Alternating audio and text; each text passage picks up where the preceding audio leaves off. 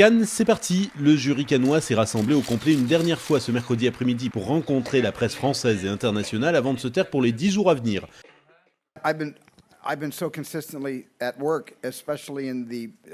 Cette fois-ci, j'ai accepté. J'ai eu énormément de travail ces derniers mois, notamment ce printemps. Chaque fois que l'on m'a posé cette question, que l'on m'a demandé de faire partie d'un jury, j'avais trop de travail pour accepter.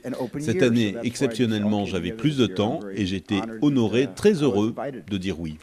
Je suis allé faire un tour sur le net et pour voir les palmes d'or depuis que le festival était né. Je me suis aperçu que j'avais vu beaucoup de ces films qui avaient été palmés et que tout au long de ma vie, ces films avaient formé mes goûts de spectateur.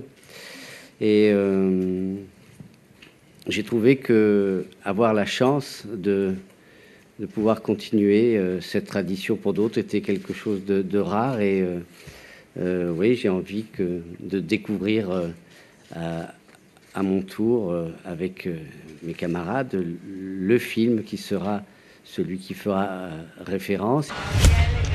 Gatsby le Magnifique est le film d'ouverture de cette 66e édition du Festival du film de Cannes.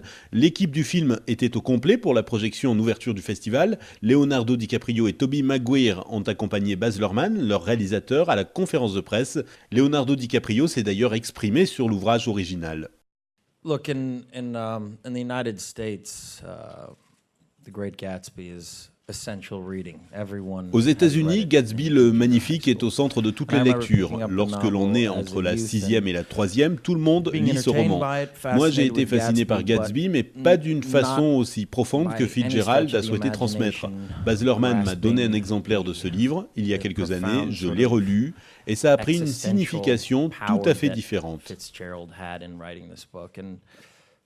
Baz handed me a first edition copy few years ago and said that he wanted to do a film adaptation of this. Ce jeudi, place au premier film français de la compétition officielle, Jeune et jolie de François Ozon.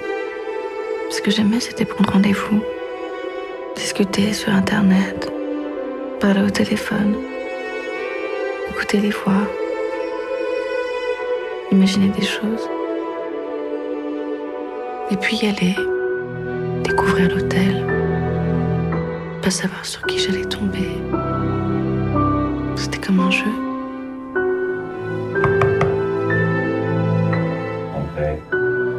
Sur le moment, je ressentais presque rien.